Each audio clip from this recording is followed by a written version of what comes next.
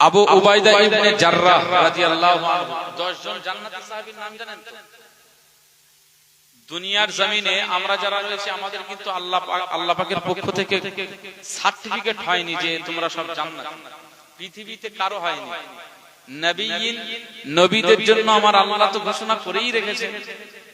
আর নবীদের পরে, নবীদের ভিতর পরের স্থানে যারা আছেন এই দুনিয়াতে জান্নাতের ঘোষণা একেবারে সার্টিফিকেট পেয়ে গেছিলেন আমার নূর নবীজি 10 জন সাহাবী। একবার জোরে বলুন সুবহানাল্লাহ। হযরত আবু বকর সিদ্দিক রাদিয়াল্লাহু আনহু, হযরত ওমর ইবনে খাত্তাব রাদিয়াল্লাহু তাআলা আনহু, হযরত উসমান গনি রাদিয়াল্লাহু তাআলা আনহু, হযরত আলী কাররামাল্লাহু ওয়াজহাহু রাদিয়াল্লাহু তাআলা আনহু, হযরত জুবাইর ইবনে আওয়াম রাদিয়াল্লাহু তাআলা আনহু, হযরত তালহা ইবনে উবাইদুল্লাহ রাদিয়াল্লাহু তাআলা আনহু, হযরত আব্দুর রহমান ইবনে আওফ রাদিয়াল্লাহু তাআলা আনহু, হযরত সাদ বিন আবি ওয়াক্কাস রাদিয়াল্লাহু তাআলা হযরত আবু উবাইদা ইবনে জাররাহ রাদিয়াল্লাহু তাআলা আনহু, হযরত সাঈদ ইবনে যায়েদ রাদিয়াল্লাহু তাআলা আনহু। এই 10 জন সাহাবীকে আমার আল্লাহ জান্নাতের সার্টিফিকেট দিয়ে দিয়েছে। জোরে বলবেন না সুবহানাল্লাহ। হযরত আবু উবাইদা ইবনে জাররাহ রাদিয়াল্লাহু আনহু 10 জন সাহাবী জান্নাতের সার্টিফিকেট। তার মধ্যে আবু উবাইদা ইবনে জাররাহ রাদিয়াল্লাহু আনহু। তুমি ওদের দিক তাকাচ্ছ না, আমার দিক তাকাও না, তুমি শুধু ওই দিকে তাকাচ্ছ আর ওরা তোমার দিকে হাসছে।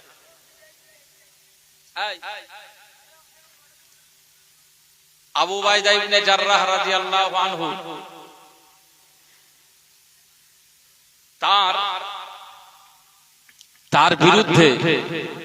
তার বিরুদ্ধে একজন মহিলা কেস ঠুকে দিয়েছে আদালতে, মিথ্যা কেস, যে আমার জমি জায়গার কিছু অংশ আবু উবাইদা ইবনে জাররাহ রাদিয়াল্লাহু আনহু জোর করে নিয়ে রেখেছে। একজন মহিলা, মনে রাখবেন, বলেন একজন সৎ মানুষকে যদি মিথ্যা তকমা দেওয়া হয় সে কষ্ট পাবে না পাবে না? ওহো, পাবে না? পাবে। এখন ওই ব্যক্তি, ওই মহিলা যখন কেস ঠুকে দিয়েছে, এখন আদালতে আবু উবাইদা ইবনে জাররাহ রাদিয়াল্লাহু আনহু হুজুরকে ডেকেছেন। এই আবু উবাইদা ইবনে জাররাহ, এই মহিলা যে বলছে সেটা কি সঠিক? তুমি জমি জোর করে দখল করে রেখেছো? আবু উবাইদা ইবনে জাররাহ রাদিয়াল্লাহু আনহু, আল্লাহু আকবার, উনি বললেন আল্লাহ ক্ষমা করেন, আল্লাহ দেখছেন, আমি আবু উবাইদা ইবনে জাররাহ রাদিয়াল্লাহু আনহু আমি জানিয়ে দিলাম যে যদি মহিলার কথা সত্য হয় তাহলে আমি আসামির কাঠগড়ায় দাঁড়াবো, আর যদি মহিলার কথা মিথ্যা হয় তাহলে আমি আবু উবাইদা ইবনে জাররাহ রাদিয়াল্লাহু আনহু আমি আল্লাহর দরবারে বদদুয়া করছি ওই মহিলাকে আমার আল্লাহ যেন ওই জায়গায় মাটিতে, ওই জমিনের মাটিতেই আমার আল্লাহ যেন তাকে নাস্তানাবুদ করে দেয়। একদম কারেন্টের মতো লেগে গেছে। এদিকে আবু উবাইদা ইবনে জাররাহ কিন্তু একজন মাজলুম,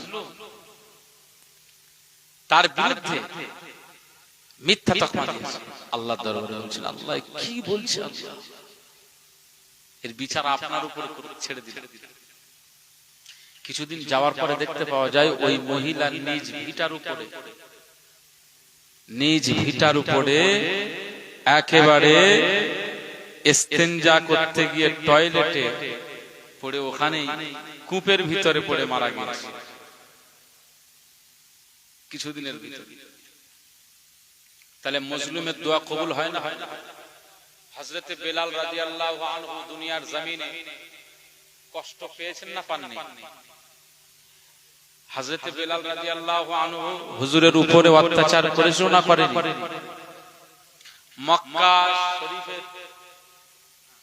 মক্কা শরীফের অলি গলিতে হযরত বেলাল রাদিয়াল্লাহু আনহুর পায়ে দড়ি বেঁধে টেনে টেনে নিয়ে গিয়েছিল।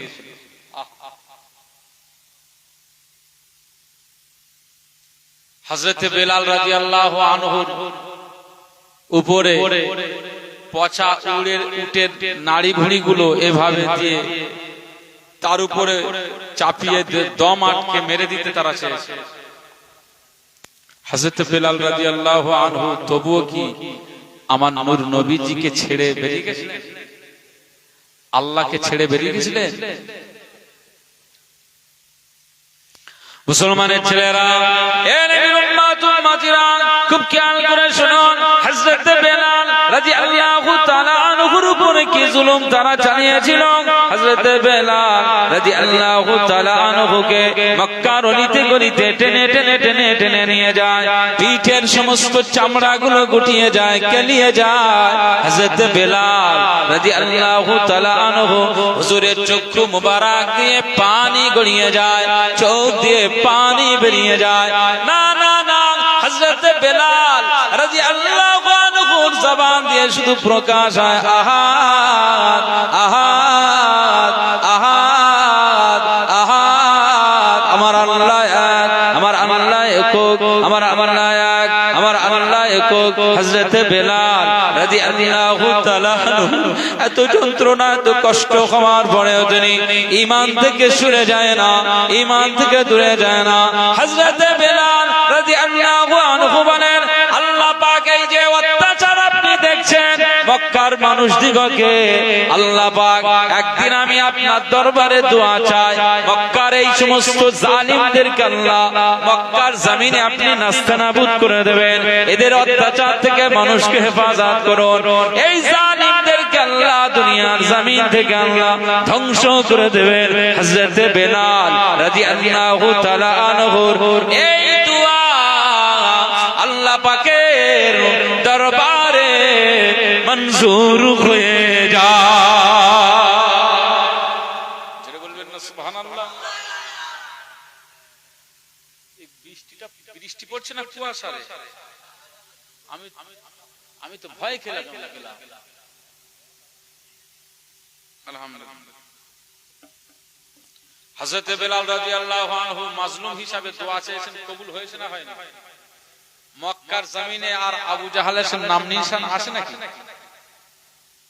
মক্কা আমার নূর নবীজির দখলে চলে এসেছে, আরব জমিনটা আমার নূর নবীজির হাতে চলে এসেছে। বলবেন না সুবহানাল্লাহ?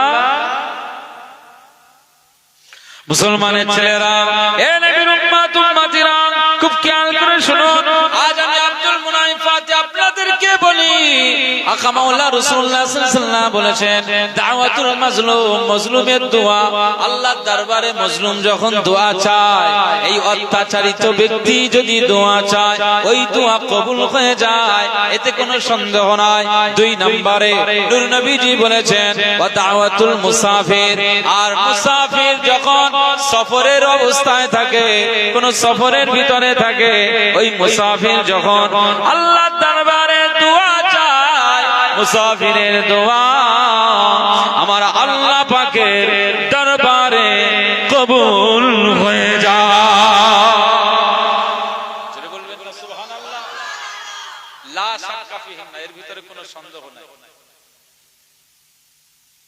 মুসাফিরের দোয়া কবুল হয়। আমি মুসাফির, এখন আপনাদের জন্য দোয়া চাইলে, আরে আমি দোয়া চাইবো আল্লাহর দরবারে কবুল হচ্ছে কি হয় না এটা আমি তো দেখতে পাই না, কিন্তু আমার বিশ্বাস তার উপরে যে আমার নেতা বলে দিয়েছে, আমার রাসূলুল্লাহ বলেছে, আমার সরদার বলেছে, আমার সাকিয়ে কাউসার বলেছে, শাফাআতের কান্ডার বলেছে, মুমিনের কলিজার টুকরা হযরত মুহাম্মদ মুস্তাফা সাল্লাল্লাহু আলাইহি ওয়াসাল্লাম তিনি বলে দিয়েছে যে মুসাফিরের দোয়া আল্লাহর দরবারে কবুল হয়ে যায়। জোরে বলবেন না সুবহানাল্লাহ? এর আর বিস্তারিত আমি ব্যাখ্যা বলবো না, 3 নম্বরে শর্টে বলে দিচ্ছি। আকা মাওলা রাসূলুল্লাহ সাল্লাল্লাহু আলাইহি ওয়াসাল্লাম ঘোষণা করেছেন ওয়া দাওয়াতুল ওয়ালিদি আলা ওয়ালাদিহি, পৃথিবীর জমিনে আর এক শ্রেণীর দোয়া কবুল হয়ে যায়, আর এক শ্রেণীর মানুষের দোয়া কবুল হয়ে যায়। এক নাম্বার মাজলুম হলে মাজলুমের দোয়া কবুল হয়, আর একটা শর্ত হলো মুসাফির হতে হবে, তাহলে মুসাফিরের দোয়া কবুল হয়। না না না, আর একটা শ্রেণীর কথা বলেছে, ওটা এমন একটি অধ্যায় প্রতিটি জায়গায় প্রতিটি ঘরে ঘরে রয়ে গিয়েছে। ওয়া দাওয়াতুল ওয়ালিদি আলা ওয়ালাদিহি, পৃথিবীর জমিনে যাদের মা বাপ বেঁচে রয়েছে, মা আব্বা যাদের হায়াতে রয়েছে, মা আব্বা তো নিয়ামতের সম্পদ। আকা মাওলা রাসূলুল্লাহ সাল্লাল্লাহু আলাইহি ওয়াসাল্লাম ঘোষণা করেছে, সন্তানদের মা বাবা এত বড় নিয়ামত, এত বড় পাওয়ার, এত বড় নিয়ামত আমার আল্লাহ দান করে দিয়েছে। মা আব্বা যদি সন্তানের জন্য দোয়া চায়, আব্বা আম্মার দোয়াটা সন্তানের জন্য আকাশে কবুল হয়ে যায়। জোরে বলবেন না সুবহানাল্লাহ। আব্বা আম্মা আপনাদের আছে না নেই? ঘরে ঘরে আব্বা আম্মা দোয়া চাইলে কবুল হয়ে যায়। যাদের নেই আব্বা মা আর মা বলে ডাকতে পারে, আব্বা বলে কি আর ডাকতে পারে না। এই আব্বা মা যে কত বড় নিয়ামত,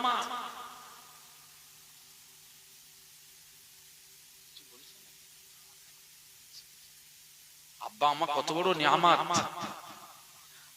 আজ আমি আব্দুল মুনাইম জলসাতে বার হলে মায়ের সাথে দেখা করে সালাম নিয়ে বার হল, আবার বাড়িতে ফিরে গিয়ে আবার দেখা হলে আব্বা আম্মাদের সাথে আবার সালাম নিয়ে। আমার মাঝে মধ্যে মনে হয় আল্লাহ, এইভাবে আব্বা আম্মাদের সাথে দেখা সাক্ষাৎটা হচ্ছে বাড়িতে, কত ভালো লাগে। কবে না জানি আল্লাহর হুকুম, আল্লাহ আপনার হুকুম জারি হয়ে যাবে, আব্বা মা উঠে যাবে, ঘরটা ফাঁকা হয়ে যাবে। যখন এই কথাটা মনে আসে না, চোখ দিয়ে পানি গড়িয়ে যায়। আল্লাহ জানা যাচ্ছে। আজকে আমাদের আব্বা মায়েদের চেহারাখানা দেখলে মনটা ভরে যায়। বহু ছেলেরা রয়েছে আব্বা মাদের কষ্ট দেয়।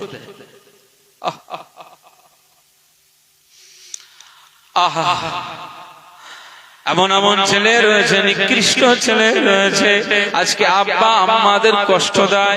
বহু ভিডিও ভাইরাল হয়েছে, মায়ের গায়ে কাপড় নাই, মাকে উঠোনের উপরে আছাড় মারে। আব্বার বয়স হয়ে গেছে, বুড়ো মানুষ, আজকে সেই আব্বাকে আছাড় মারে। এই ছেলেটা তার আব্বা এবং মাকে কষ্ট দেয়। নোংরা জায়গায় তাদের শোয়ার জায়গা করে রেখেছে, নর্দমার জায়গা তাদের শোয়ার জায়গা করে রেখেছে। আব্বা আম্মা বয়স হয়ে যাওয়ার কারণে পেশাব পায়খানা ওই ঘরেই করে দেয়। ছেলে বৌমা কেউ পরিষ্কার করে না। না না না না, আব্বা আম্মাদের যে কত কষ্ট তারা দিয়েছে দেয়, এরকম ছেলেও পাওয়া যায়।